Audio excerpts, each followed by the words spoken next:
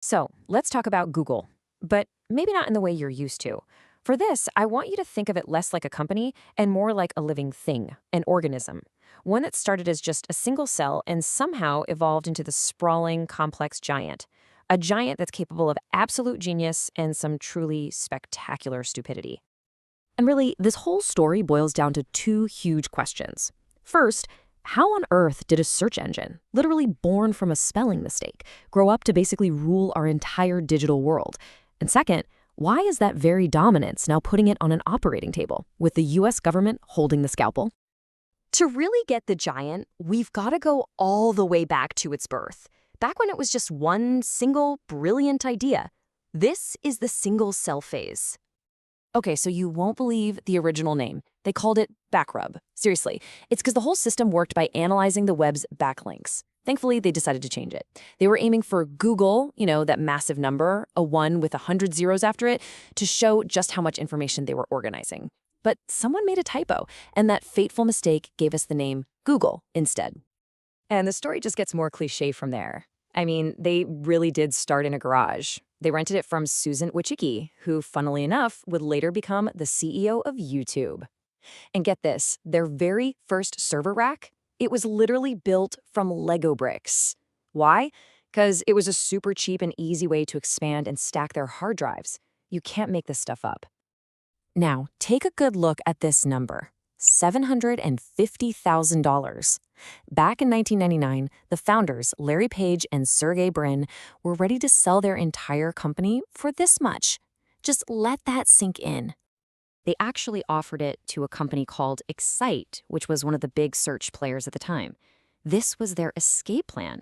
It's one of the biggest what-if moments in the history of tech. So, why in the world did Excite say no? Well, the reason is just incredible. They turned it down because Google's search engine was too good. The CEO of Excite, George Bell, literally believed that a search engine that gave you the right answer and sent you away immediately was a bad business. He wanted people to hang around on his site. So yeah, he passed on buying Google because it was just too darn efficient. Wild. So what happened next? That tiny single cell, rejected for being too good at its job, didn't just shrivel up and die. Nope. It started to evolve. It began to grow new parts, to specialize, and to become a complex, multicellular organism. Now, every organism needs a brain and a heart, right? For Google, the brain was always search. That's what did the thinking. But the real game changer, the heart that pumped money through its veins, was AdWords. By putting relevant ads right next to search results, it created a financial engine that paid for, well, everything that came next. And with all that money pumping, they started buying things. In 2005, they snapped up a tiny little startup in what might be one of the smartest business deals ever made. For just $50 million. For that price, they bought a company that nobody had really heard of. Its name was Android. And just look at the payoff. Today, Android powers over 70% of the world's smartphones.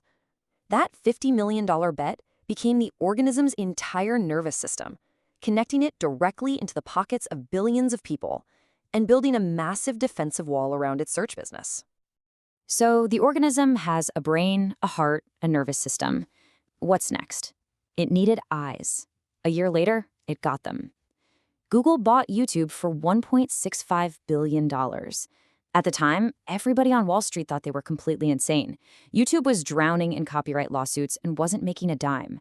But Google saw what was coming.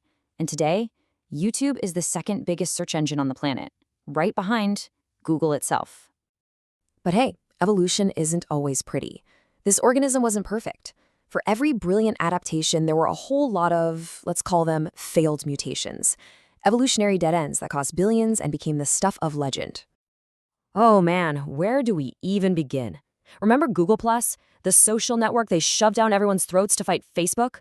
Or how about Google Glass, the face computer that was so creepy people who wore them got nicknamed glassholes? And don't even get me started on their graveyard of dead messaging apps. There's like over a dozen of them. And then there was Stadia, the cloud gaming service that promised a revolution and just wasn't. The fumbles are just as much a part of this story as the wins. After years and years of dominance, though, the organism suddenly got sick. A new kind of predator appeared in the ecosystem, generative AI. And inside Google's headquarters, the leadership declared an actual code red. And this is a textbook case of something called the innovator's dilemma. It's basically when a huge, successful company is too scared to embrace a new, disruptive technology because it might mess up the main thing that makes them all their money. For Google, AI chatbots were a direct threat to their cash cow, search ads. And here is the absolute craziest irony of this whole situation.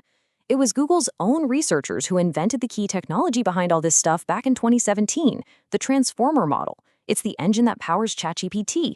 They literally created the weapon but were too afraid to use it. And then a competitor picked it up and pointed it right back at them, causing a total panic. In a mad rush to catch up, Google fumbled, and they made a very public and a very, very expensive mistake. In their first public demo for their AI, which was then called Bard, it gave a wrong answer to a question about the James Webb Space Telescope. It was just one little error, but the market reacted instantly. And in a single day, $100 billion of the company's value was just gone. It was a huge sign of just how high the stakes had become. And the stumbles kept coming. Their next big AI model, Gemini, started generating historically bizarre images, creating things like racially diverse Nazi soldiers. The public backlash was fierce, and it forced the CEO, Sundar Pichai, to come out and apologize directly, calling the results completely unacceptable. Which brings us to today. This giant organism is no longer just fighting off competitors. Now it's on the operating table. The government has decided it's grown too powerful, and a forced surgery might be the only option. The Department of Justice is arguing that Google illegally maintained its monopoly in search and search ads, basically cheating to stay on top and hurting everyone else.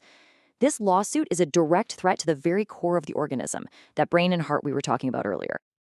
So we're left with this incredible story, an organism born from a typo which grew from a single cell into the ruler of the digital world. It survived its own dumb mistakes and is now fighting off a sudden illness while facing major surgery from the government. So the final question for all of us is this: has this organism become so essential that it's now too big to fail? Or has its sheer size and power made it too big to even exist?